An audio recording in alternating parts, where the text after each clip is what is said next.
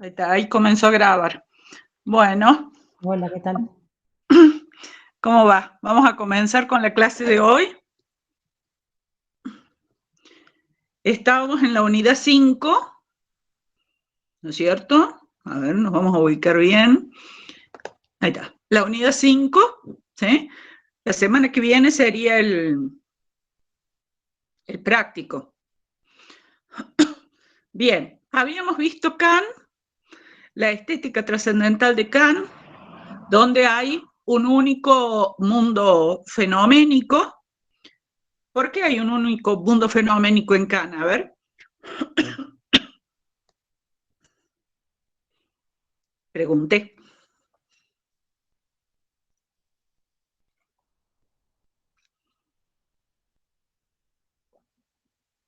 ¿Hola? ¿Chicos están ahí? Profe, ¿se me escucha?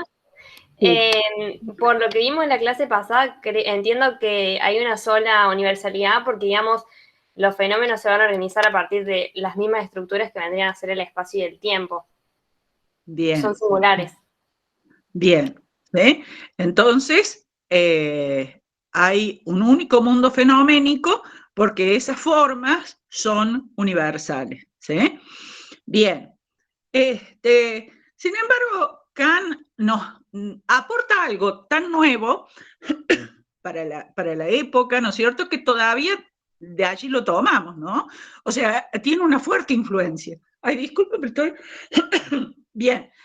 Yo quería que partamos de esta idea. Todo conocimiento humano es siempre humano. ¿Sí? ¿Qué dirá Kant de esa frase?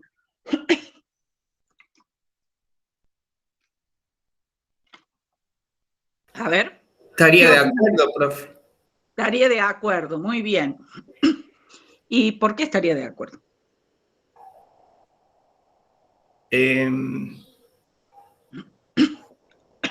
Porque son Porque los no hay sentidos. otro tipo de conocimiento. No. Claro, se construye a partir de los propios sentidos. No solamente de los sentidos, porque si fueran, esos sentidos son pasivos en Kant. O sea, ¿qué es lo que hace el ser humano? ¿Qué es lo que pone el ser humano en el conocimiento? El espacio, el tiempo, La razón, las Claro, categorías.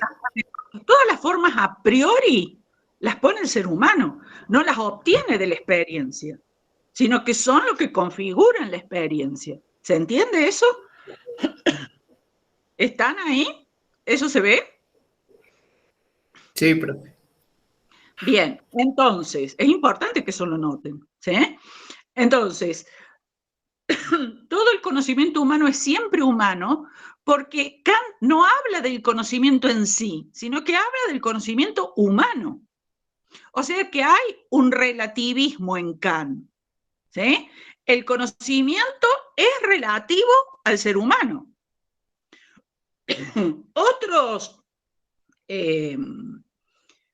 Otras especies conocerán de otra forma y tendrán otros mundos, ¿sí?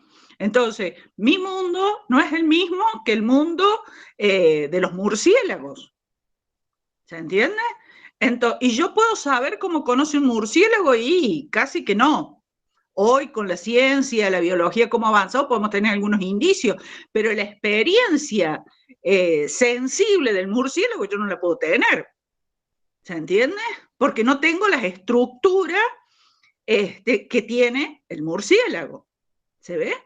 Entonces, hay un relativismo en Kant, solo que ese relativismo es a la humanidad. ¿Sí? El conocimiento del que habla Kant es el conocimiento humano. ¿Por qué? Porque nosotros organizamos nuestro mundo de acuerdo a nuestras estructuras. ¿Sí? Y todas las especies hacen lo mismo, pero nosotros podemos hablar de cómo conocemos nosotros, ¿se entiende? Kant por ahí dice, bueno, quizá un ser racional de de otro planeta, supongamos, podría, bueno, entender y conocer como nosotros, ¿no? Pero en realidad no podemos asegurarlo, ¿sí? Bien.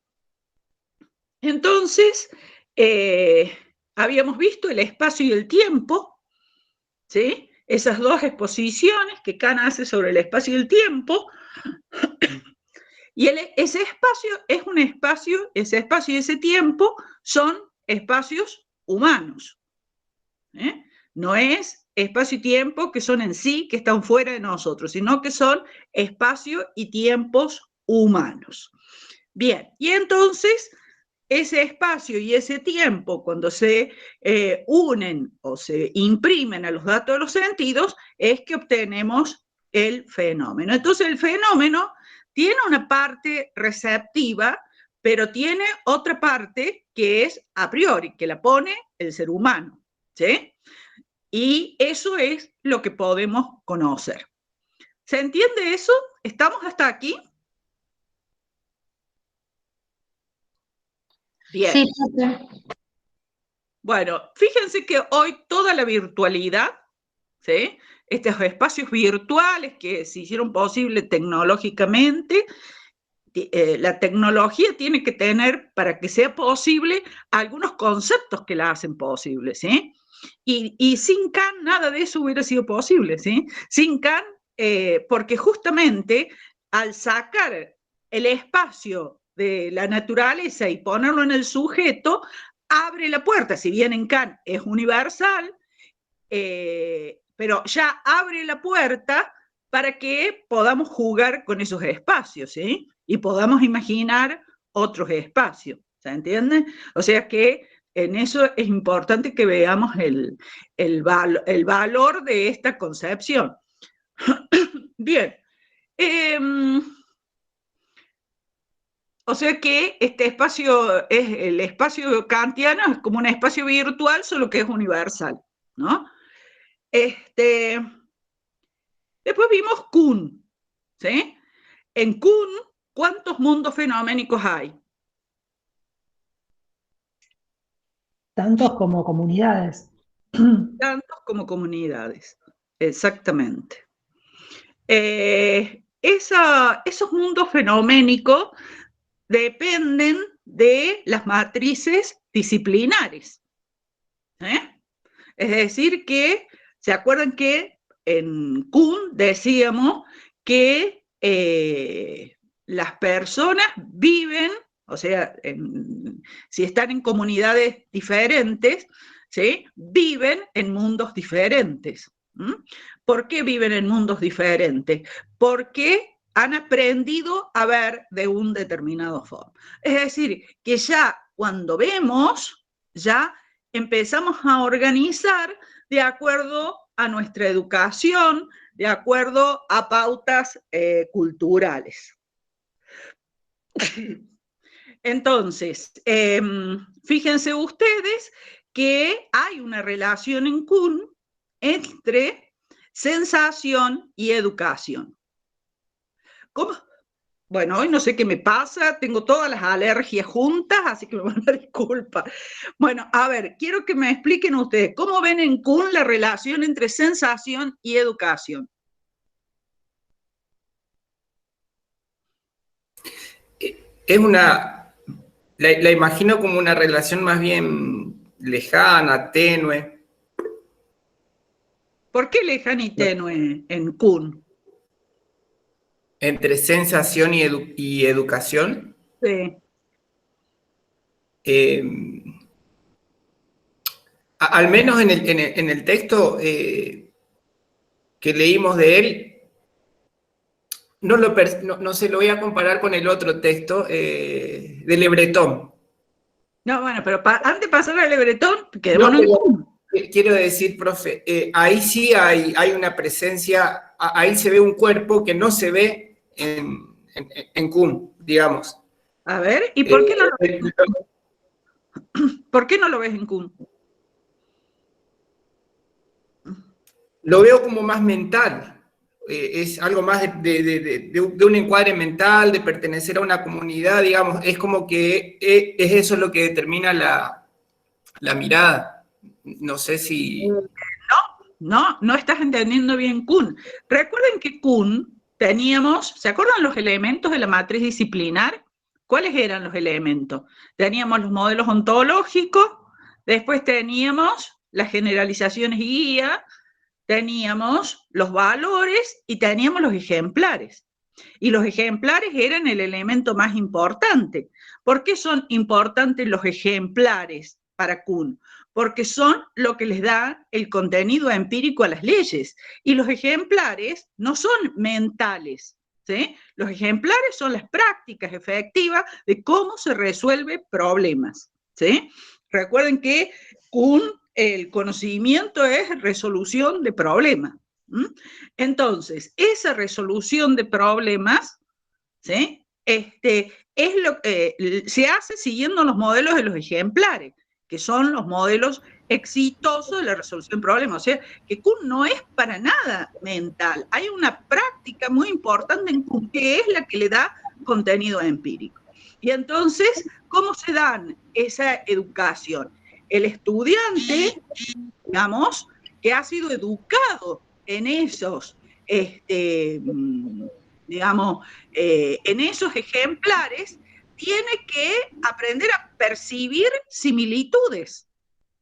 Entonces, para nosotros aprender, porque yo digo, a ver, yo aprendí a resolver esto de esta manera. Cuando se me presenta otra situación, yo voy a buscar ver cómo aprendí a resolverla.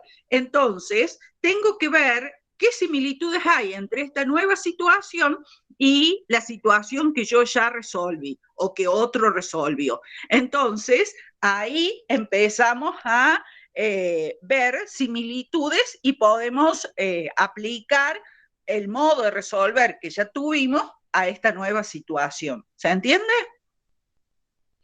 ¿Se comprende eso? Entonces, yo tengo que aprender a percibir similitudes.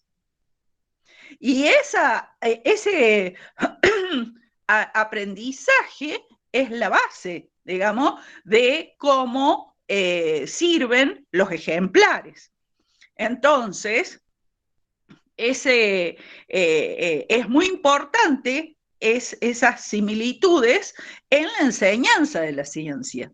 Porque cuando nosotros aprendemos ciencia, lo que aprendemos es a ver cómo resuelven los problemas otros. ¿Sí? Ustedes, a ver, se van a recibir de psicólogos y según el área que ustedes se dediquen, van a tener determinados problemas. Problemas en el sentido de Kuhn. ¿Sí? Entonces, ¿qué es problema para Kuhn? ¿Cómo se caracterizaba el problema? ¿Cómo entendemos problema? ¿El hambre en el mundo es un problema para Kuhn? El problema para mí era lo que tenía solución, porque decía que el psicoanálisis no podía ser una ciencia porque no tenía ejemplares, o sea, soluciones. O sea, no tenía problemas, ¿sí? Problema, solución van juntos. Entonces, el problema es lo que tiene solución, ¿eh? Esa es la definición básica de problema. Entonces, y es una solución dentro de un marco teórico, con una ontología, etcétera, ¿no? Es decir, que la matriz disciplinar, de la matriz disciplinar salen los problemas y las soluciones. Entonces yo en una determinada matriz, por favor los micrófonos, dentro de una matriz determinada, no podemos poner como problema otro que a lo mejor sí es para otra matriz, ¿sí? Vamos a suponer, en la Edad Media, uno de los problemas en los cuales se trabaja y trabajan los lógicos, y no es para raíces porque se desarrollan grandes avances lógicos, digamos, en la Edad Media, es cuántos ángeles entran en la cabeza de un alfiler. ¿Sí? Ahora, Y está bien, en esa época había una coherencia que tiene que ver con las extensiones, ¿sí? Porque si el ángel no era de una materia física, no son de una materia física, y por lo tanto no son extensos, ¿sí? Entonces, ¿cuántos ángeles entran en la cabeza de un alfiler? Es la pregunta lógica, y eso demanda una respuesta lógica, ¿sí? Pero esa pregunta tiene sentido desde una física matemática, vamos así como Newton, desde esa matriz disciplinar. Pregunto. No, profe. Muy bien, ¿por qué no? Y porque no tiene los mismos elementos que sustentan lo que le da esa creación. O sea, es como que se cree en otra cosa, no hay con qué alimentarlo. Hay modelos ontológicos diferentes, ¿sí? Por lo tanto, no va a ser admitido como un problema, ¿sí? Aquí puse dos cosas muy extremas, pero nosotros podemos ajustar ese problema y en vez de hablar de ángel, porque el problema es si lo que no tiene extensión suma, ¿sí? Y podemos llevarlo a la geometría, ¿sí? Y podemos decir, el punto no tiene extensión, pero la línea recta es la suma de varios puntos. Entonces, ¿cómo se genera la línea recta que sí tiene extensión? O la línea, perdón, cualquier línea es una suma de puntos, en la línea recta en una misma dirección, ¿cómo puede ser que esos puntos que no tienen extensión por definición hagan después la línea recta? ¿Se entiende? Es el mismo problema que los ángeles, pero acá está formulado de una forma diferente, ¿sí?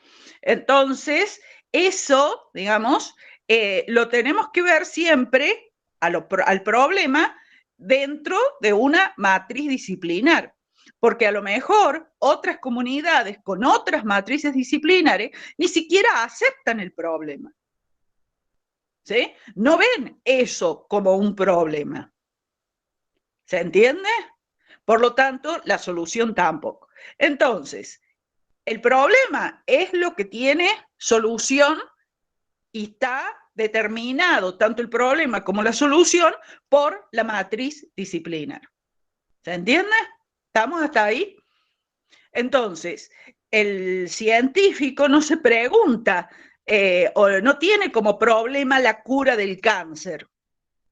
¿Sí? Lo que le interesa es cómo una determinada sustancia afecta a una célula con ciertas características, ¿sí? Y eso es lo que va a resolver, esa es la solución. Que después de eso, esa sustancia sea la cura del cáncer es otra cosa, pero el científico no se plantea si eso es la cura del cáncer, sino que va a formular su problema, ¿sí? Buscando esa solución, estableciendo esa solución. ¿Se ve? ¿Se entiende la idea? Sí. ¿Sí? Bien. Bueno, Sí. entonces, la sensación y la educación están íntimamente ligadas en Kuhn, porque nosotros somos educados para percibir de un determinado modo. ¿Y qué es lo que percibimos? Similitudes. Similitudes para que esos problemas que han sido solucionados de una determinada forma, nosotros podamos extender primero a otras situaciones, primero encuadrando esa situación como un problema semejante a aquel otro, y para de esa forma resolverlo como se resolvió el otro. ¿Se ve? ¿Se entiende Sí. eso? Vamos a ver un ejemplo. Sí, sí. Ustedes van a ver psicoanálisis, ¿sí? Yo hablo de psicoanálisis porque es la teoría que más conozco. ¿No es cierto? Entonces, vamos a ver psicoanálisis. Entonces, en ese leemos los textos de Freud, que es un poco la base que vamos a tener, vamos a hacer psicoanálisis freudiano. Y vemos los casos, ¿sí? Dora, por ejemplo, ¿sí? O el hombre de los lobos, cualquiera de los casos que plantea Freud.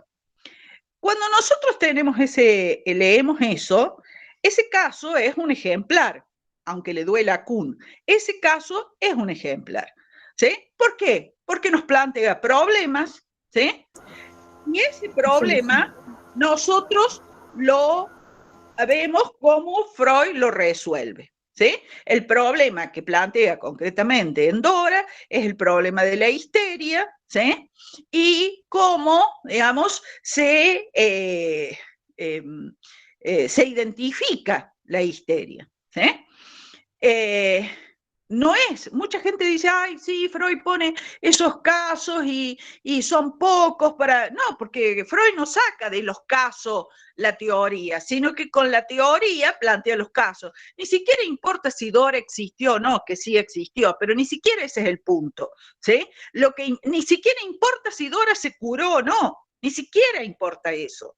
Lo que importa es que a través de Dora aprendemos a ver algunos rasgos de lo que Freud llama histeria. ¿Se entiende? Entonces, vamos a suponer que alguien se ha formado con los casos de Freud. Podemos ver otros casos de otros psicoanalistas que han presentado. Entonces empezamos a ver similitudes. Aprendemos a percibir similitudes, ¿sí? Entonces, aprendemos a percibir que esta situación es semejante a Dora. ¿Se entiende? Entonces, cuando nosotros aprendemos a percibir, entonces ahí podemos ver las soluciones según el modelo que tenemos. ¿Se entiende? Y que en realidad no es uno solo, porque el psicoanálisis ha ido estableciendo otros ejemplares, además de los ejemplares primeros y originarios que establece Freud. Entonces, aprendemos. Entonces, cuando ustedes, que demandan siempre los estudiantes la práctica, y en definitiva, después les terminan vendiendo cualquier verdura por práctica. ¿Por qué? Porque la práctica es el ejemplar. A ver, ustedes tienen que decir, a ver, ¿qué materia estoy estudiando? Bueno, tal materia. Bueno, ¿cuál es el marco teórico? Identifiquen, bueno, ¿cuáles son los ejemplares de esta disciplina, de estas teorías? Ustedes aprenden una teoría, tienen que aprender los ejemplares. Y es en qué situación empírica se aplica esa teoría. ¿Qué es las similitudes que me enseña? ¿Cómo puedo aprender a identificar similitudes a partir de allí? ¿Se ve? ¿Se entiende? Sí, profe. Sí, profe. Nosotros aprendemos, entonces, como eso ya lo resolvió otro, entonces nosotros aprendemos a resolver. ¿Sí? Entonces, hay alguien decía de que la sensación se aprende por la educación. No solamente en la sensación también intervienen los datos de los sentidos, ¿sí? Pero esos datos de los sentidos son producto también de la educación. Entonces, yo aprendo a ver de una determinada forma, ¿sí? Y esa educación a mí me va guiando, ¿no? En mi forma de ver. Y hay cosas que percibo y que no las tengo en cuenta porque en el problema en que yo estoy formulando eso no interviene. ¿Se ve? Entonces, por eso, una persona, o sea, no confundan sensación con estímulo, ¿no?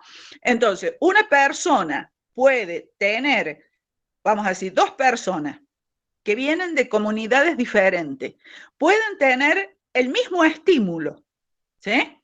El mismo estímulo, pero no lo van a organizar de la misma forma, ¿sí? La sensación va a ser diferente. Y al ser diferente, ¿sí? ¿Por qué? Porque sus comunidades lo establecen de formas diferentes. Y al ser diferente, entonces viven en mundos diferentes, porque ante los mismos estímulos reaccionan de modo diferente. ¿sí? Entonces, viven en mundos diferentes. Ahora bien, hay una relación entre la supervivencia y esa transformación de estímulos en sensaciones, ¿sí?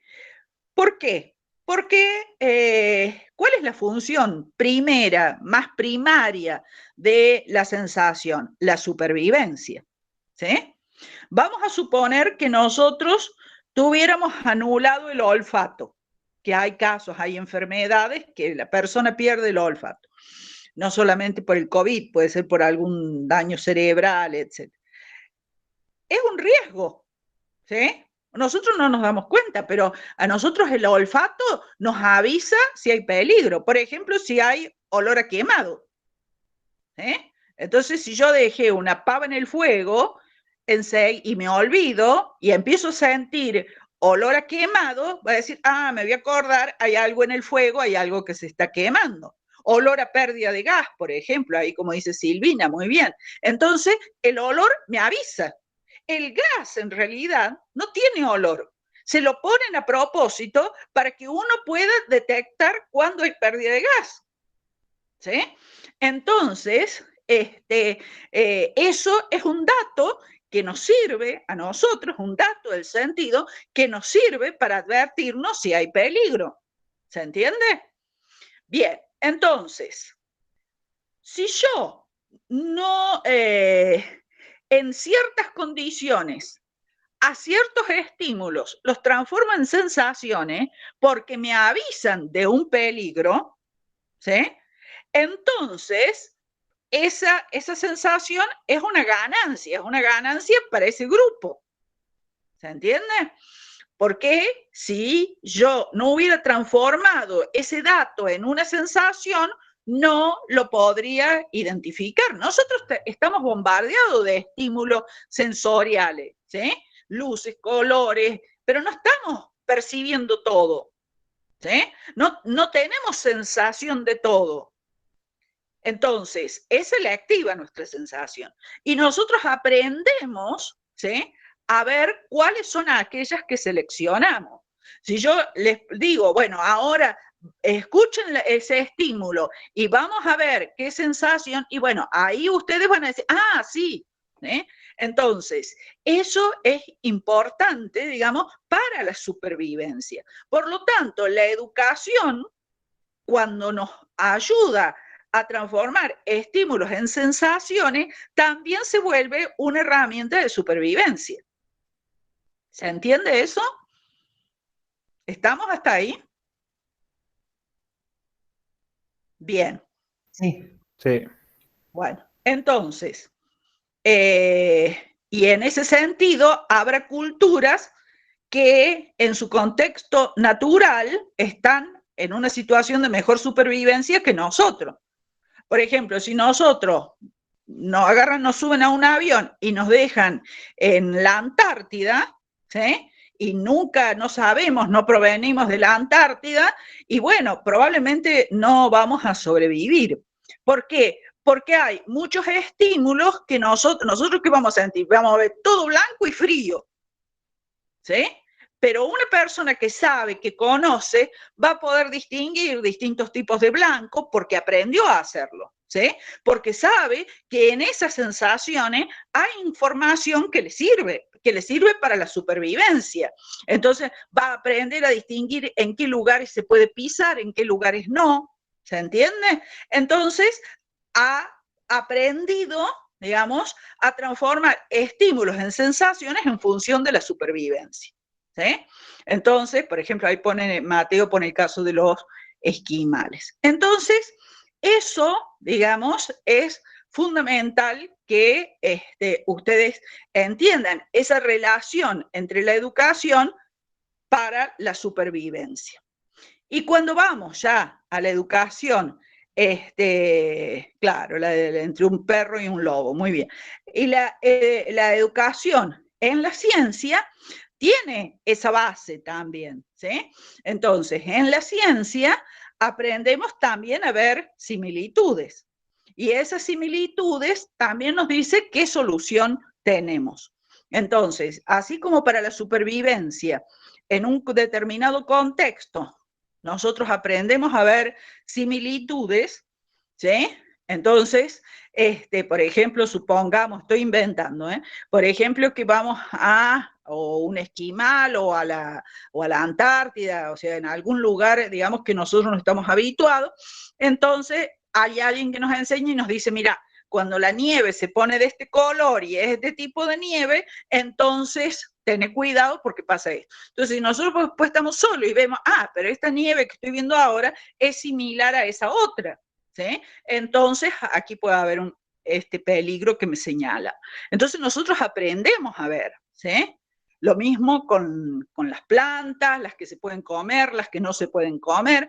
Hay un aprendizaje y está en función de la supervivencia. Y en la ciencia pasa lo mismo, ¿sí? El problema y la solución nosotros aprendemos por educación dentro de una matriz disciplinar.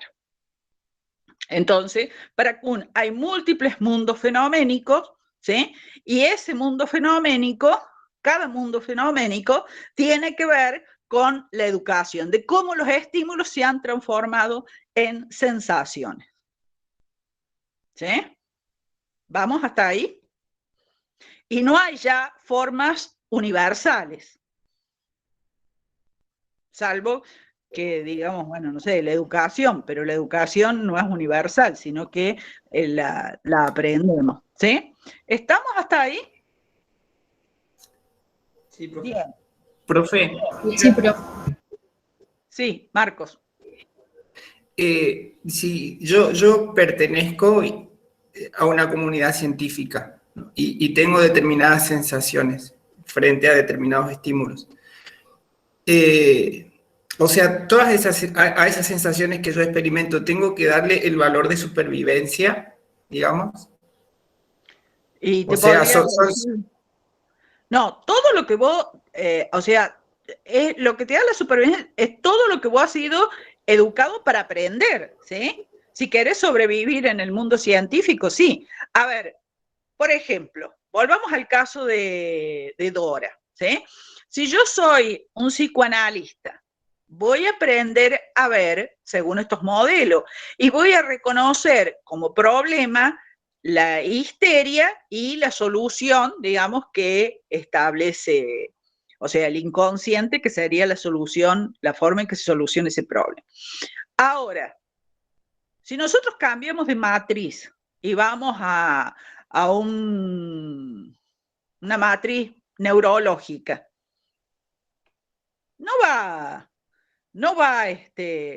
ese problema no lo va a reconocer como problema, porque tiene otro marco teórico, no va a ser un problema eso. ¿Se entiende? Porque lo que es problema depende de ese modelo ontológico. Entonces, el inconsciente, en el sentido freudiano, no, porque el inconsciente como mera no disponibilidad de la conciencia, no, eso es otra cosa. Pero ese inconsciente freudiano no va a ser reconocido, digamos, por alguien que no toma los elementos del psicoanálisis. ¿Se entiende? Entonces, todos los problemas relativos al inconsciente no los va a considerar como problema. ¿Se entiende? Entonces, si yo me muevo dentro de una determinada matriz, tengo que aprender cuáles son los problemas. Vamos a decir, yo me quiero iniciar en el psicoanálisis. Bueno, lo primero que tengo que hacer es aprender a ver cómo ve un psicoanalista. ¿Sí? Entonces, un psicoanalista ve de una determinada forma. ¿Qué quiere decir que ve? Que va a tener sensaciones que solo desde el psicoanálisis puede tener. Mediante que alguien que es de una línea más neurológica va a tener otras sensaciones, digamos, va a tener otras percepciones. ¿Por qué? Porque, digamos, sus estímulos han sido transformados en percepciones, en sensaciones, por caminos distintos. ¿Se entiende? Entonces, tiene otras sensaciones. ¿Se ve? No sé si te respondo, Marco. Entonces, vamos a suponer un mismo paciente, que esto pasa, un mismo paciente, ¿sí? lo trata un psicoanalista y alguien de otra corriente, ¿sí? Que puede ser la Gestalt, puede ser un neurólogo, ¿sí? Y va a ser el mismo ser, no, porque el psicoanalista va a ver algunas cosas, el otro va a ver otras cosas, ¿sí?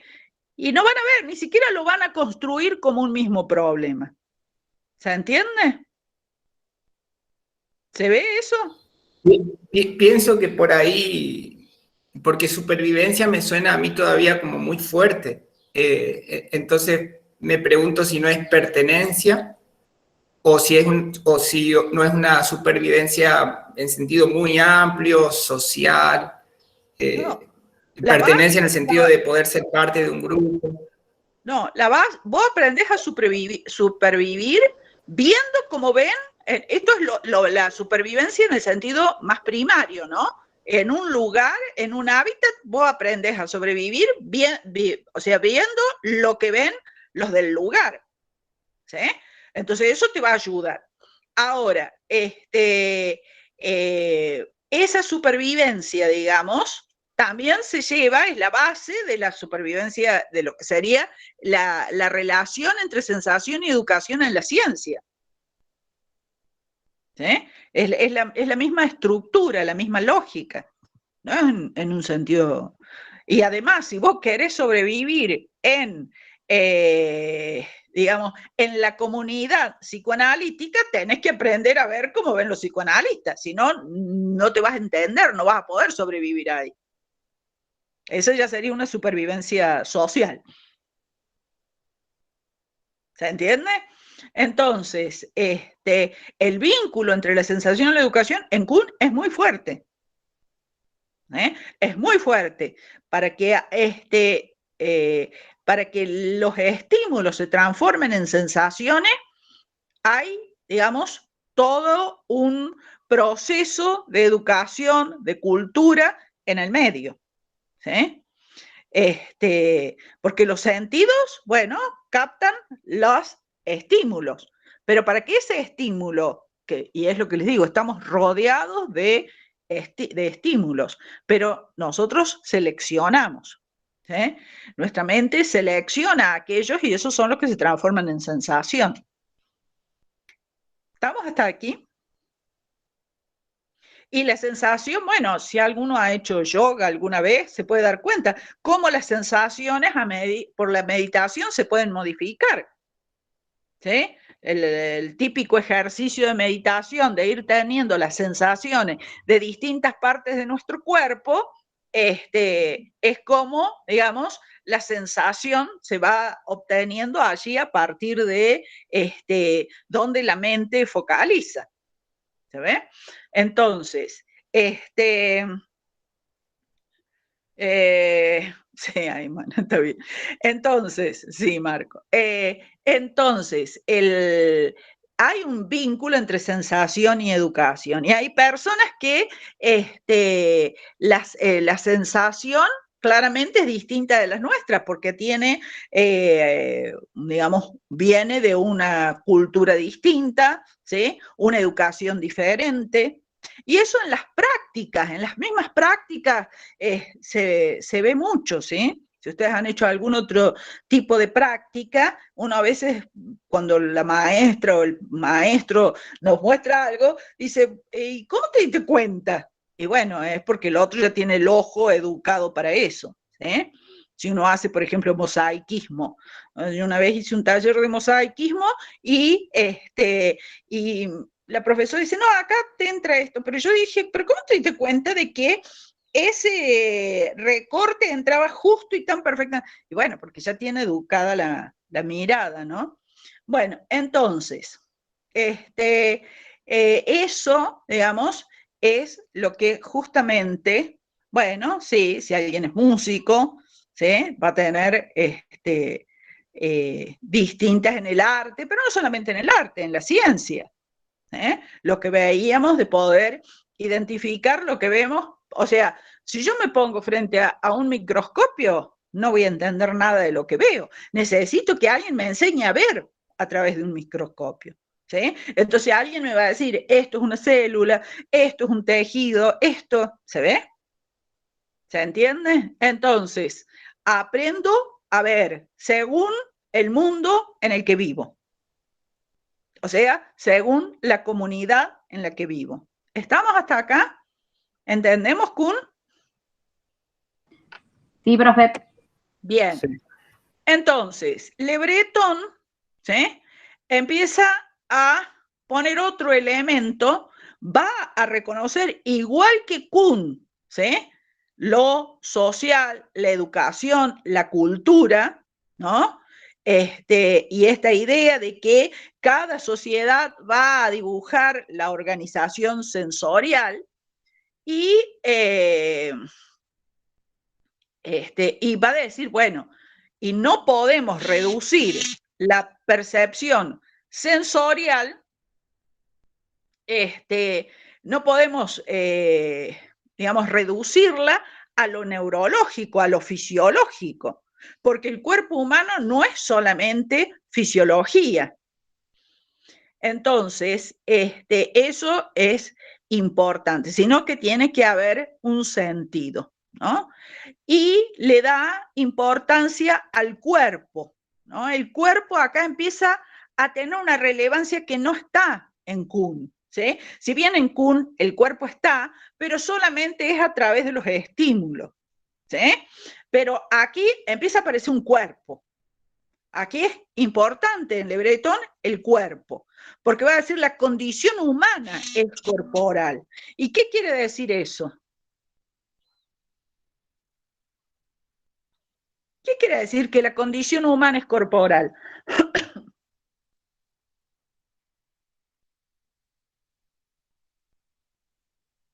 Pregunta. Que somos con nuestro cuerpo, digamos, con nuestros sentidos, con todos nuestros sentidos, ocupando un lugar determinado, en un contexto determinado. Pero el cuerpo, a diferencia de Kant y de Kuhn, el cuerpo no es solamente un órgano de sentido, ¿sí? Sino que, o sea, de sentidos, ¿no? De sentidos, oído, porque si no sería como medio pasivo. No, no, el cuerpo es algo más que un organismo biológico, sino que también nosotros tenemos sentido desde el cuerpo, ¿sí? Sentido como significado. Ojo que la palabra sentido quiere decir dos cosas. Sentido como el olfato, etcétera, y sentido como significado, ¿no? Sí. Ayer en el video estaba viendo que decía que nosotros conocemos, o sea, la condición de posibilidad del mundo sería que tenemos cuerpo, porque en el cuerpo tenemos los sentidos, y los sentidos dan sentido, es decir, significado. Claro. Ahí están los dos sentidos de la palabra sentido, ¿sí?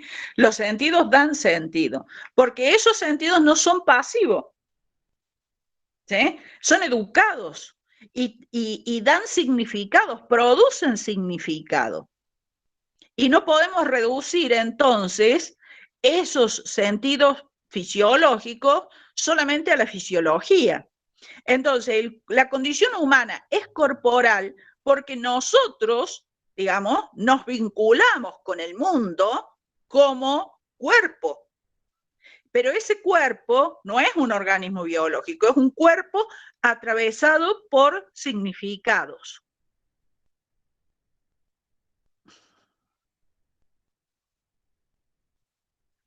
Entonces, y esa... repetir? ¿Cómo? ¿Puede repetir lo último que dijo? Que ese cuerpo, digamos, no me acuerdo ya qué dije, ese cuerpo entonces está organizado a través de significados. ¿Sí? No es solamente un cuerpo biológico. Y esos significados que atraviesan ese cuerpo también tienen que ver con el mundo.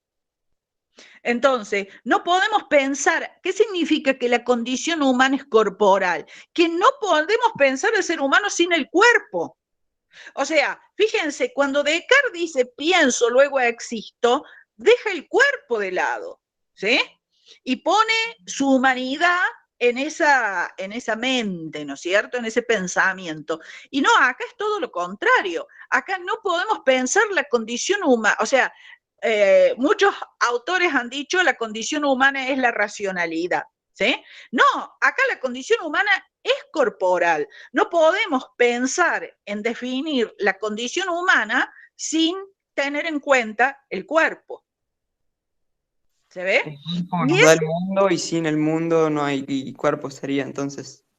claro, o sea, el cuerpo hace falta, digamos, para comprender nuestra propia condición humana. No podemos eliminar.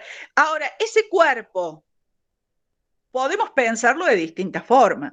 Ese cuerpo puede ser pensado como el cuerpo de la medicina, que es un cuerpo homogéneo, ¿sí? Que todos tenemos el mismo cuerpo, todos tenemos los mismos órganos, etcétera. O un cuerpo atravesado por significados. El primer cuerpo se lo puede estudiar en una mesa de disección, porque es un cuerpo muerto, ¿sí? El segundo cuerpo es un cuerpo vivo, ¿se entiende? Es un cuerpo con significado. Como decía Winnicott, es un cuerpo habitado, ¿sí? ¿Se entiende? Sí, el contexto tiene que ver, pero no el contexto como algo separado, como un telón de fondo, ¿sí? No es eso, sino que es ese cuerpo, digamos, atravesado por la cultura. Entonces, no podemos separar, la cultura no es un telón de fondo del cuerpo, sino que atraviesa y constituye a ese cuerpo. Y esa es nuestra condición humana. Entonces, esas percepciones, digamos, que nosotros tenemos, tienen que ver con esa cultura. No podemos separar. O sea, que en un sentido se asemeja a lo que dice Kuhn, pero aquí al poner el cuerpo, ¿sí? Pone un elemento nuevo donde ya ese cuerpo, si bien es atravesado por la cultura, no hay ya tanta posibilidad de homogeneidad. ¿Sí? Profe, cuando usted dice que tenemos un cuerpo atravesado por significados, ¿a qué se refiere con significados? Buena pregunta. Vamos a ver. Tomemos el ejemplo del bosque, ¿sí? Nosotros no podemos homogeneizar esa experiencia, ¿sí? Porque esa experiencia tiene que ver con la experiencia de cada uno, ¿sí? Tiene que ver con la experiencia, digamos, de qué es lo que va buscando allí. Entonces, yo soy un cazador y entro al bosque, ese cuerpo mío ya está atravesado por unos significados. Y esos significados a mí me hacen ver, ¿sí? De determinada forma. Por ejemplo, ¿qué hablamos de significado? ¿Qué sentido, ¿sí? Hay, digamos, en una determinada experiencia, ¿no? En nuestro propio cuerpo, ¿sí? Entonces, algo adquiere un sentido para nosotros, un significado, si nosotros hemos sido educados de una determinada forma. En el arte eso se ve muy claro. Entonces, yo aprendo, digamos, los significados y cuando esos significados percibo a través de esos significados. Bueno, ahí vamos a ver cuando veamos Haraway, donde justamente los ojos ya no son sistemas perceptivos pasivos, sino que son sistemas perceptivos activos. Y Haraway va a definir el cuerpo como un nudo de significado. Es decir, en nuestro cuerpo se atan muchos significados. Entonces, no es lo mismo, digamos, lo que significa el ser mujer o el no ser mujer, el género, etcétera. ¿Sí? Todo esa, por ejemplo, la identidad de género tiene que ver con esos significados que están en mi propio cuerpo. ¿sí? Tiene que ver cómo mi cuerpo ha sido atravesado por los significados cultural y por mis experiencias personales, claro. Entonces el cuerpo nunca puede ser homogéneo. No podemos hablar de cuerpos homogéneos. Si bien podemos estar en la misma cultura, pero esa cultura nos atraviesa y nos constituye de modo diferente. ¿Se ve? Entonces, el cuerpo ya no es un objeto homogéneo. ¿Se entiende la idea? Entonces, sí hay significados distintos, así como las palabras tienen significado, ¿sí? ¿Por qué el significado? A ver, podemos pensar el significado, lo que pasa es que no los quiero confundir mucho, pero voy a intentar no hacerlo. El significado nosotros podemos verlo desde una forma semántica, ¿sí? Cuando vemos de una forma semántica, algo adquiere significado si por sus relaciones con otras cosas que están allí, pero a su vez a lo que refiere. Por ejemplo, la palabra botella, ¿sí? ¿Qué significa? Bueno, significa, la referencia sería esto, ¿sí? Entonces, el modo en que refiere es lo que le da el significado. Pero también tiene un sentido, ¿no es cierto? La palabra refiere a algo y un sentido, porque hay modos distintos de referirme a lo mismo. Entonces, esos modos adquieren distintos sentidos. Pero eso es semántica, porque allí está el referente, como que salgo del lenguaje para adquirir significado. Pero hay otro significado más hermenéutico, ¿sí? Donde solamente tiene que ver con los lazos. Entonces, una palabra significa algo por las relaciones que tiene con otras palabras, ¿sí? Bueno, llevemos eso al cuerpo. El cuerpo tiene más esa relación más hermenéutica, esos significados más hermenéuticos. Es decir, cómo se van relacionando mis experiencias con pautas culturales, y eso, digamos, va produciendo esos significados, ¿sí? ¿Se entiende? No sé si fui clara. Sí, creo que ya tengo como una idea más o menos. Bueno, entonces, el significado del cuerpo tiene que ver justamente cómo se van enlazando. Por eso Harvey dice esos nudos de significado, ¿sí? Entonces, ¿cómo se enlazan, digamos, esos significados? ¿Cómo se ha enlazado mi experiencia con una pauta cultural, ¿sí? Entonces, ahí se va produciendo. Cada parte de mi cuerpo está atravesada. Y al estar atravesada por esos significados, entonces mis percepciones sensoriales son distintas. Sí, lo que percibimos como bello, o sea, las percepciones estéticas, pero no solamente las percepciones estéticas, sino percibir algo, digamos, que quizás otro no lo percibe.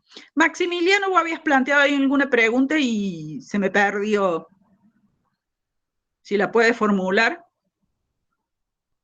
¿Se va entendiendo? Entonces, al poner el cuerpo, pero ya no como un mero organismo biológico, no un cuerpo, digamos, homogéneo, ¿sí? Porque sí, es cierto, todos tenemos los mismos órganos, todos tenemos, pero ya no es un cuerpo homogéneo el que interesa acá, es un cuerpo productor de sentido. ¿Se ve? O sea, el cuerpo, digamos, produce significados, no es un cuerpo pasivo, no es solamente un cuerpo que los significados le vienen desde afuera. ¿Se entiende? ¿Estamos hasta ahí? Bien. Entonces, pasemos al texto de Haraway. La vista para Haraway tiene que ser encarnada. Nosotros ya habíamos visto esto de estar encarnado o no encarnado, ¿no? Entonces, la vista ya no es algo universal, por lo tanto no es algo homogéneo y no podemos describir la vista solo como un órgano a partir de una descripción del ojo, ¿sí? Como un órgano fisiológico, sino que la vista justamente es una vista, digamos, con significados culturales. Y nosotros es importante que seamos conscientes que vemos desde un lugar determinado, ¿no es cierto? No vemos desde un punto que es universal, sino que siempre se ve desde un lugar. Y todas las tecnologías de visualización tienen que ver con ese lugar desde el cual vemos. ¿Sí? Y ¿se acuerdan que Haraway decía que la vista es golosa? Siempre quiere ver más y más, ¿no es cierto? Y en ese sentido se termina volviendo un poco perversa. ¿Por qué? Porque en ese querer ver más termina violentando, ¿sí? Entonces, las tecnologías de visualización, todo lo que nosotros utilizamos, todas las tecnologías, ese ojo caníbal, exactamente, muy bien, Jimen, todos esos ojos nuevos que vamos adquiriendo a través de esa tecnología de visualización, es para ver más, ¿sí? Y terminar siendo violentos a través de esas tecnologías, ¿no? Bueno, toda en la misma medicina, todas esas formas invasivas de ver el cuerpo, ¿sí? Entonces, esas formas que terminan a veces haciendo más daño que bien la información que se recibe de esas tecnologías. Entonces, esas tecnologías terminan siendo perversas, pero no solamente hacia nuestro cuerpo, sino también hacia el medio ambiente. O sea, para ver, somos capaces de destruir, ¿sí? O sea, para ver, o sea, si tenemos que destruir, si tenemos que matar, si tenemos que romper, entonces nuestras tecnologías hacen eso, ¿se ve? Entonces, por eso es que son perversas. Entonces, los sistemas perceptivos para Haraway no son pasivos, son activos. ¿Sí? ¿Por qué? Porque el sistema perceptivo lo que hace justamente es ver desde ese lugar, no es inocente el lugar desde el cual vemos. Y hay una relación entre visión y poder. ¿Se acuerdan que habíamos visto, cuando vimos el texto de Haraway, que eso que vemos, ¿sí? El que ve en el modelo donde el sujeto está fuera del cuadro, o sea, el sujeto opuesto al objeto, ese objeto es pasivo, ¿sí? Y porque es construido por el sujeto, ¿sí? Entonces, pero a su vez el sujeto no podía ser visible, ¿sí? El sujeto no lo podíamos ver, ¿sí? Entonces, hay una relación entre visión y poder. ¿Cómo definíamos la relación entre visión y poder? ¿Sí? ¿Qué sería el máximo poder? Piensen también en Foucault. ¿Qué sería el máximo poder? No, ¿cómo lo que no se ve? A ver, bueno, no te estoy entendiendo, Eugenio. Eso, ahí Julieta lo formuló bien. El ver sin ser visto. ¿Sí? O sea, que el sujeto sea invisible, ¿no? No el objeto. O sea, el máximo poder sería poder ver todo sin ser visto. ¿Se entiende? ¿A eso te referías, Eugenia? Entonces, eso, poder ver todo sin ser visto. ¿Sí? Eso es, entonces, ese lugar del amo, que es el sujeto, ese sujeto que está fuera del cuadro, el panóptico, muy bien, es la idea, la misma idea, es un sujeto que puede ver, pero a su vez no es visto. ¿Se acuerdan? Claro, es la mirada conquistadora, es la mirada, por eso es una mirada perversa, es la mirada, digamos, que no se deja ver a sí misma.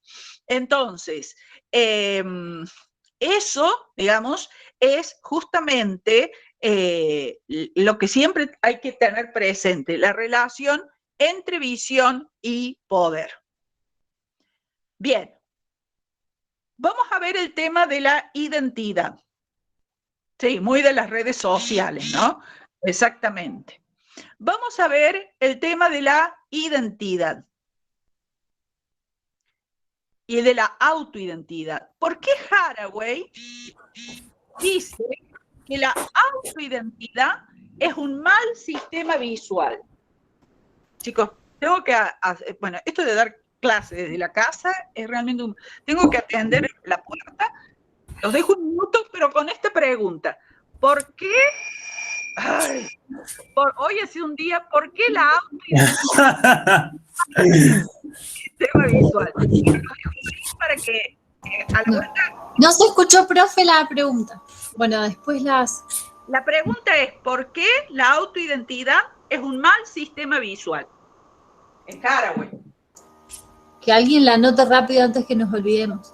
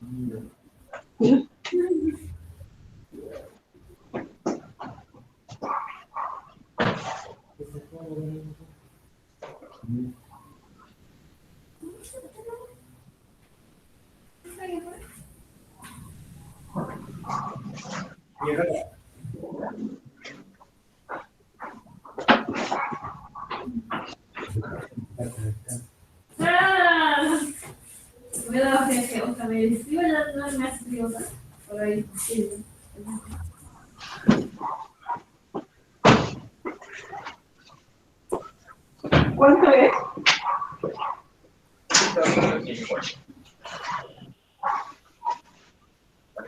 Sí. Ay, no. La pata larga. Borra eso. No sé. Ya que le puse el gancho.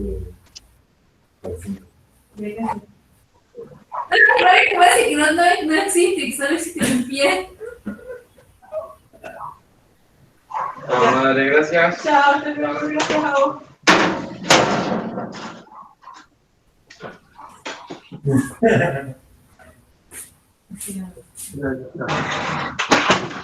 Ya toma. Sí. Aquí estoy. Bueno. Ya me imagino que tienen la respuesta.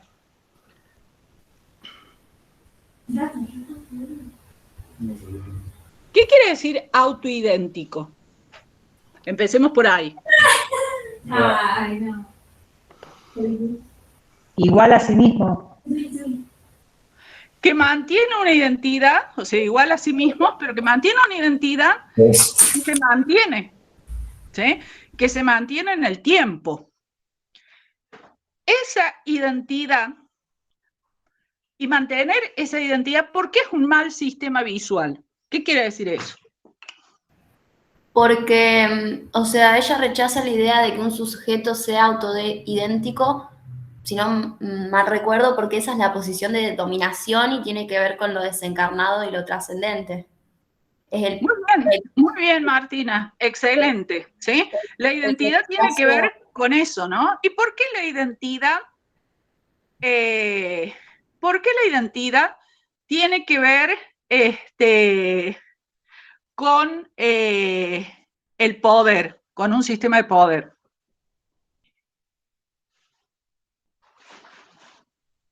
Pregunte.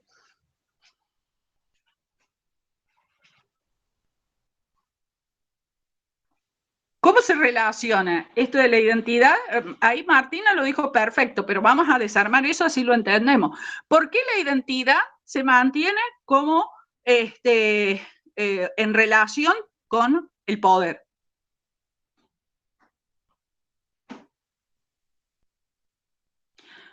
Bueno, sí, muy bien, Lucía. Tiene que ver con proponer algunos rasgos como esenciales, ¿sí? ¿Y por qué ese esencialismo tiene que ver con el poder? Sí, el lenguaje ayuda a la construcción de esa identidad, claro. Y porque uno se apropia de ciertas cosas y eso hace en general que esté en contra de otras. O sea, entonces bien. Eso quizás genera como un poder de algo dominante sobre las minorías o desde donde uno esté parado. Vas bastante bien allí, ¿eh? Porque primero, sí, hay una homogeneidad, pero además, cuando se establece la identidad, se establece también lo que no responde a esa identidad. Entonces, hay una construcción de lo otro. ¿Se entiende? Claro. Entonces, esa construcción de la identidad, como lo otro, también, ahí muy bien lo dice Brenda, sectoriza. O sea, está lo que no forma parte. Y lo dejas, y ahí no me acuerdo quién lo dijo, que esa, al construirse como esencia, entonces va fijando, ¿sí? Entonces el otro, porque si yo tengo una identidad, también se la doy al otro. Entonces el otro, que no es idéntico a mí, se va justamente esencializando y homogenizando, ¿sí? Entonces, eso es un mal sistema visual justamente porque me hace ver como homogéneo también a lo otro y como homogénea a mí, digamos, con respecto a los que yo identifico como idénticos a mí. ¿Se entiende? Entonces, por eso la autoidentidad es un mal sistema visual. ¿Se entiende? ¿Estamos hasta aquí? ¿Podría dar como un ejemplo más, o sea, práctico? Vamos a suponer, ¿sí? Vamos a pensar en ser argentino, ¿sí? Como autoidéntico, ¿no? Entonces la argentinidad desde esta autoidentidad. Y ponemos algunos rasgos esenciales, ¿sí? Algunos valores allí esenciales. ¿Qué es lo que va a pasar?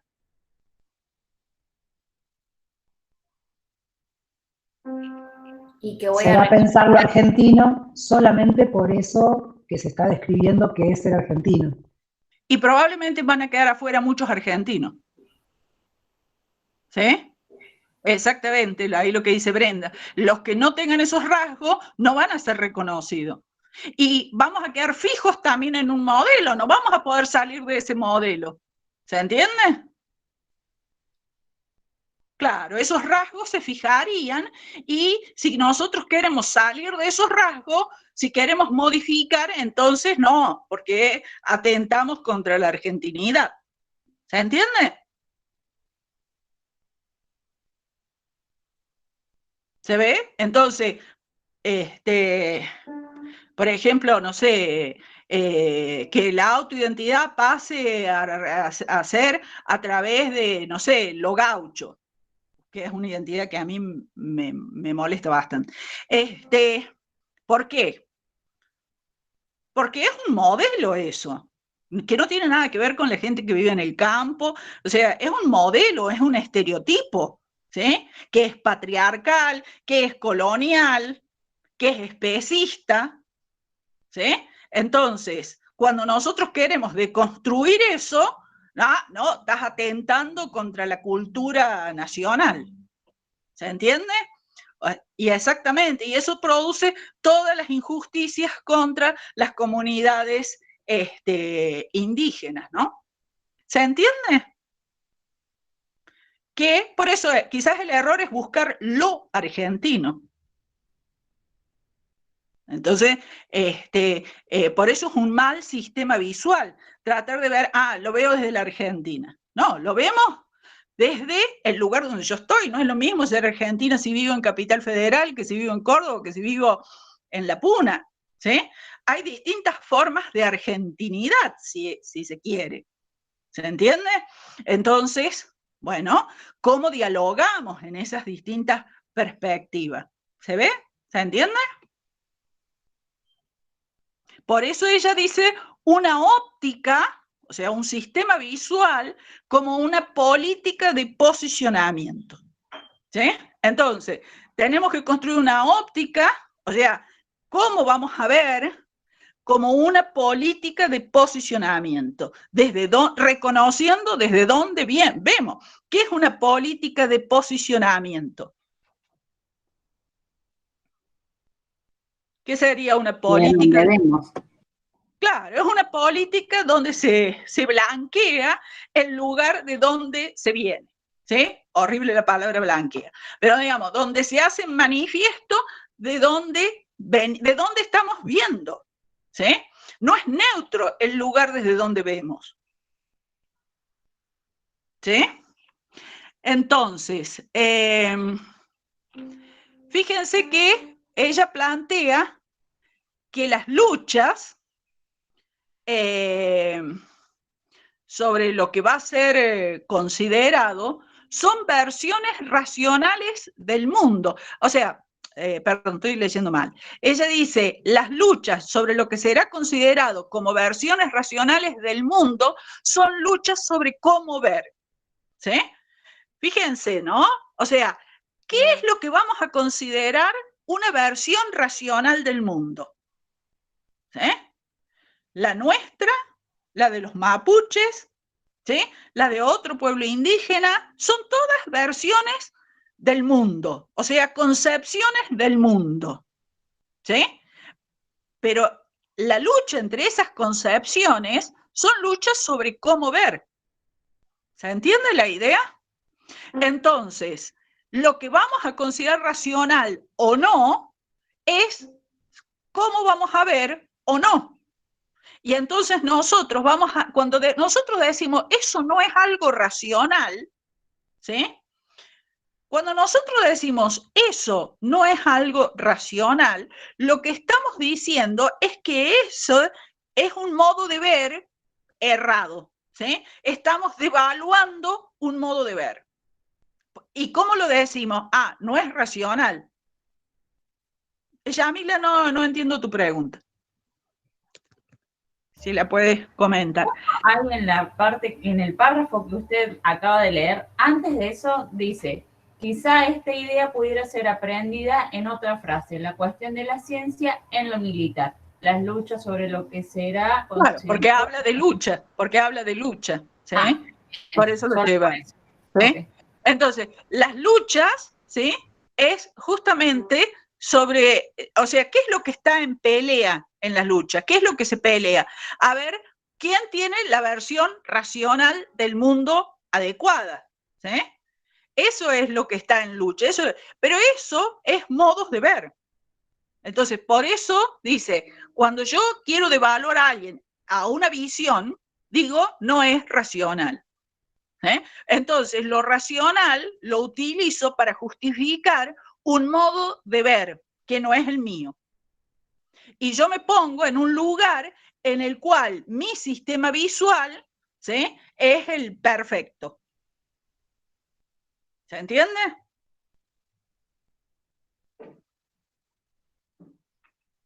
Bien.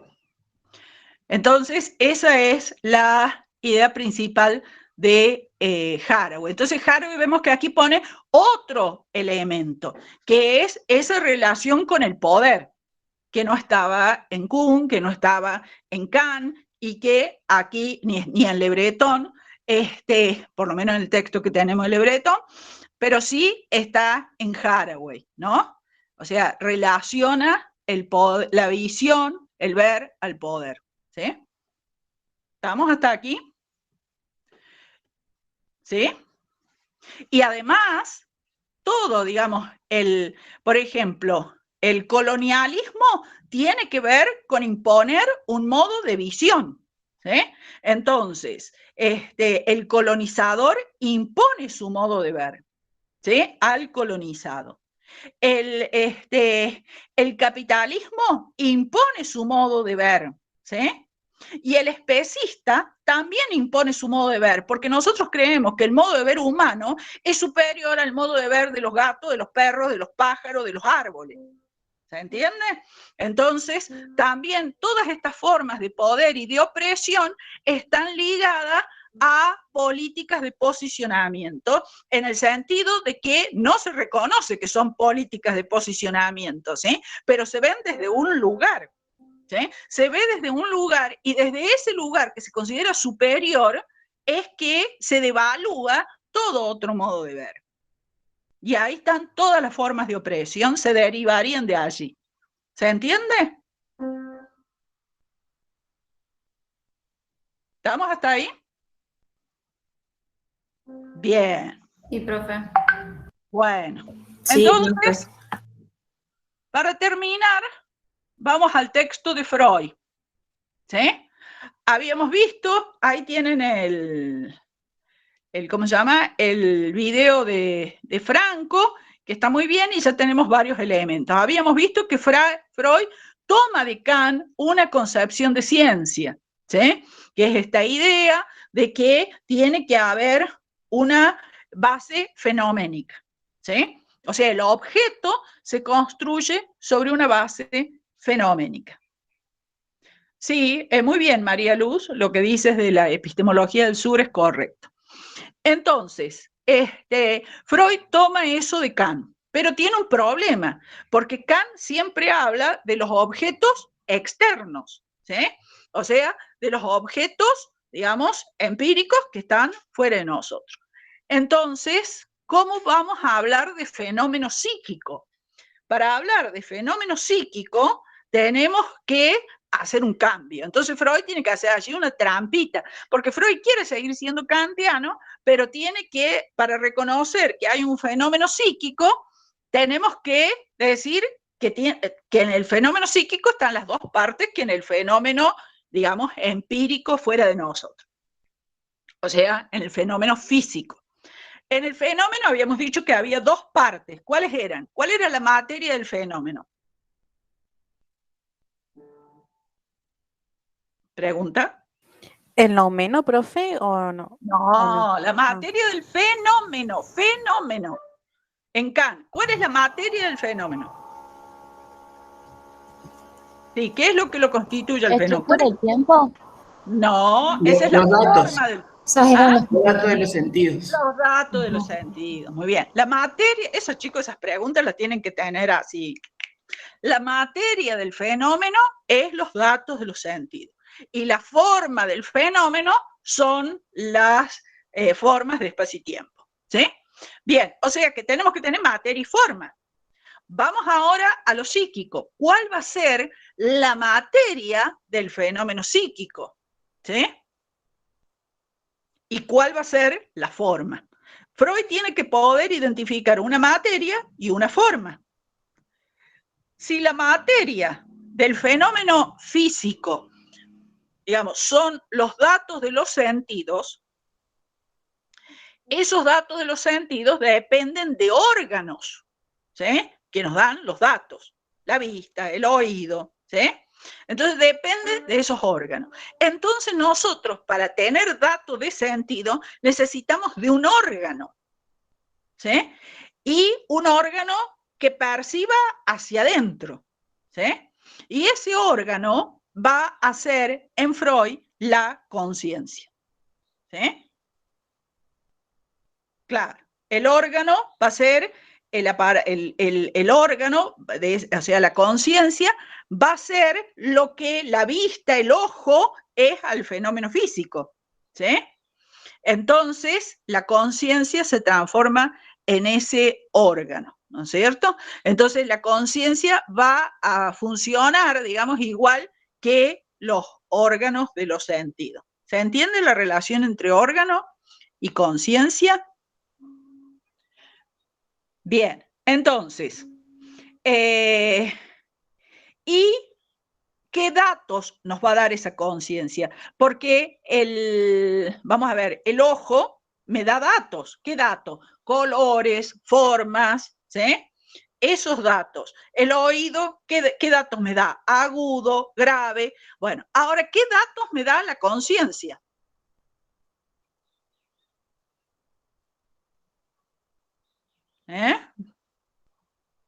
No, me da placer o displacer. ¿Sí? A la conciencia llega como placer o displacer. ¿Sí? Bien, entonces, esos son los datos que me va a dar esa conciencia, ¿no?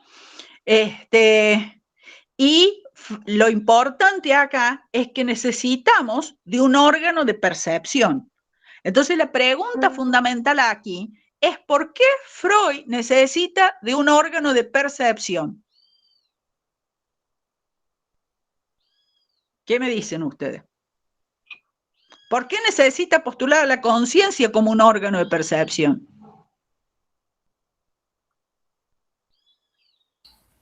Y para legitimar su teoría, para hacerla entrar en la estructura de Kant.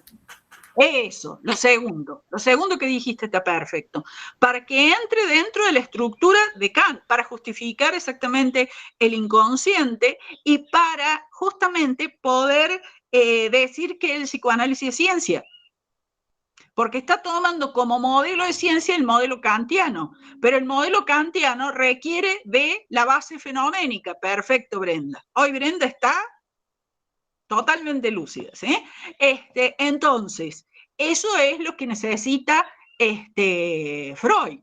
Y como el fenómeno, entonces, no es de la nada que sale el fenómeno psíquico, porque hay que hacer toda una transformación y postular un montón de cosas para poder hablar de fenómeno psíquico, ¿sí? Entonces, él tiene el modelo kantiano, por eso necesita hablar de fenómeno psíquico, porque si no hay fenómeno psíquico, no hay ciencia. Porque estamos en ese modelo kantiano. ¿Se entiende eso? ¿Sí? Bueno, estamos entonces con esta unidad. ¿Alguna duda les queda?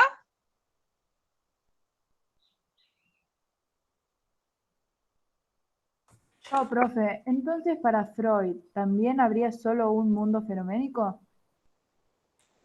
Ah, qué pregunta interesante. Ahí Lucía ha hecho una pregunta muy interesante. ¿A ustedes qué les parece? Es todo para hacer una tesis doctoral esa pregunta de él.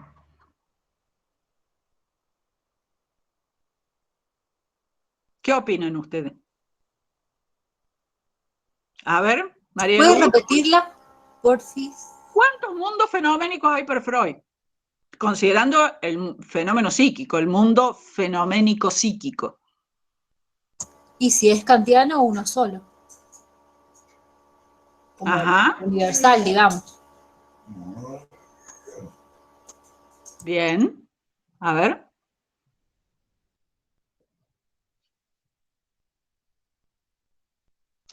Ojo que la conciencia funciona, no es como tantas conciencias. Sí, me va a dar, pero es tramposo, porque la conciencia en Freud tiene una forma universal, ¿sí? Percibe placer o displacer. No hay mucho, digamos, elemento suelto, ¿sí? No hay muchas posibilidades. O sea que casi podríamos decir que, claro, que hay un solo mundo fenoménico, psíquico. Hay un solo mundo fenoménico. No hay muchos mundos fenoménicos. Hay uno solo. Por eso, después los trabajos, no sé, el Edipo como una organización universal, ¿no? De todos los seres humanos. O sea, Freud no tiene mucho una política de posicionamiento, digamos, no tiene un sistema óptico del posicionamiento. ¿Sí? Se olvida que es europeo.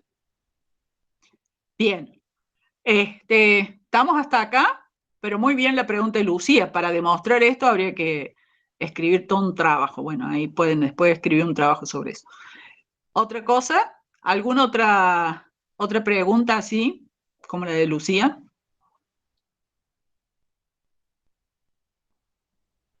Haraway, ¿se entiende?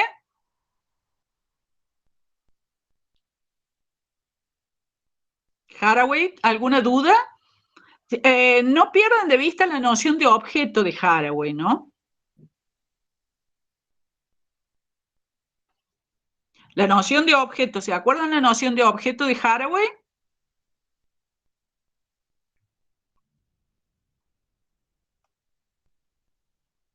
Es un objeto agente, ¿sí? ¿Y qué es el objeto agente?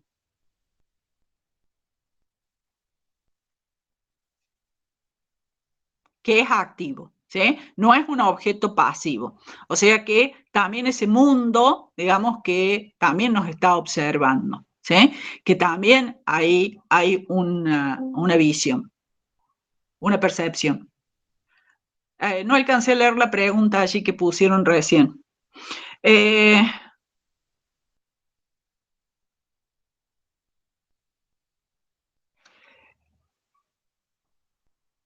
Ahí me plantean cuál sería la forma del fenómeno. En Kant son las formas de espacio y tiempo, ¿sí? ¿Y en Freud?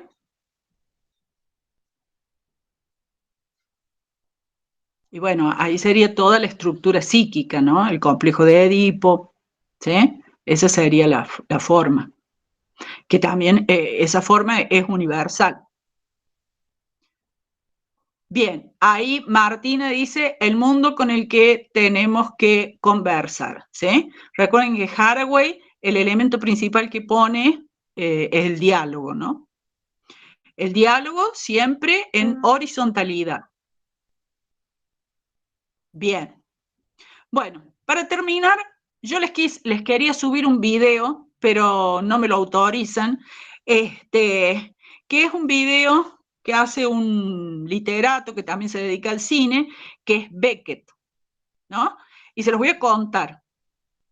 Beckett se inspira en Berkeley y Berkeley dice que ser es ser percibido, ¿sí?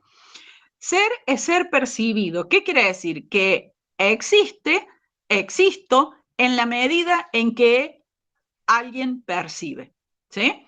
Para Berkeley, por ejemplo, existe todo aquello que es percibido. Y cuando las cosas no son percibidas por un ser humano, bueno, siempre está la percepción de Dios que garantiza la existencia, ¿sí? Pero es un empirista radical donde solamente existe aquello que es percibido, ¿sí? En función de eso, Beckett hace un video en base a esta idea de ser es ser percibido.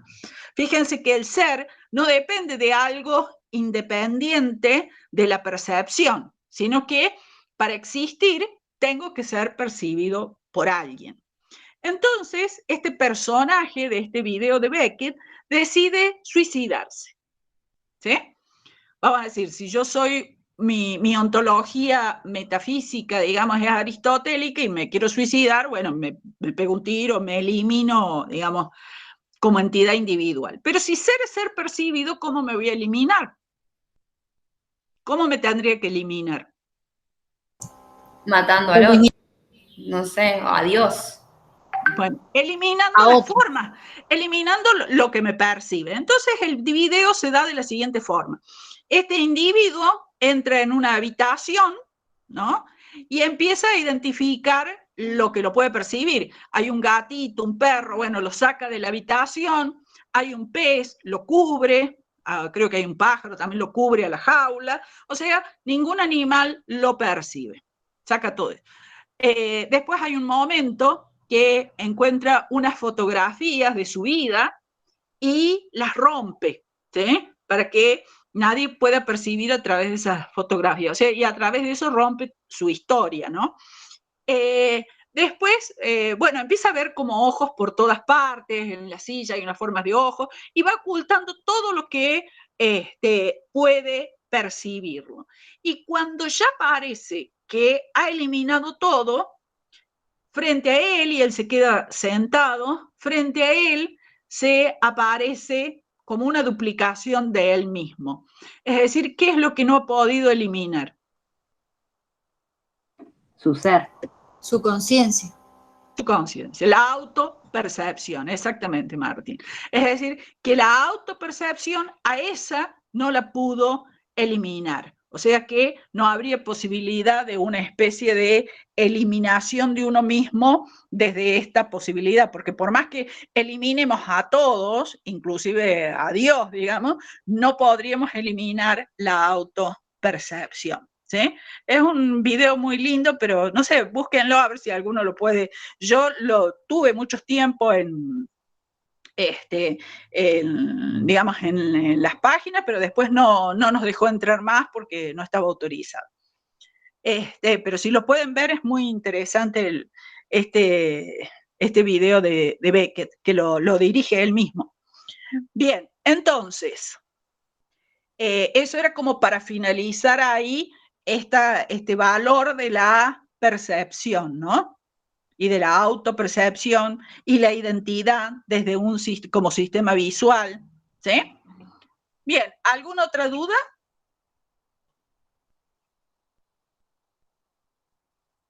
¿No? Bueno, la semana que viene largamos con, yo de todos modos voy a dar un rato por si tienen dudas para el práctico, pero yo voy a empezar ya con la unidad 5, porque la unidad 5 es bastante larga y es bastante complicada, ¿sí? Sí, Julieta. ¿Querías hacer una pregunta? No, que la unidad 6 sigue. Esta es la 5. La unidad 6, perdón, ¿sí? La unidad 6 es una unidad porque tiene que ver con el concepto y ahí tenemos que hacer muchos ejercicios y muchas prácticas, ¿sí? Así que ya cerramos con la unidad 5, si tienen alguna duda al comienzo la planteamos, pero yo voy a empezar ya con la unidad 6, ¿sí? Bien, vamos dejando por acá. Hoy ha sido medio accidentada la clase de hoy, pero bueno, creo que al final salió. Bueno, nos vemos entonces. Gracias, profe, hermosa clase. Gracias, profe. Gracias, chicos. Bueno, nos vemos la semana que viene entonces. Que tengan buen fin de semana y que les vaya bien en el práctico la semana que viene.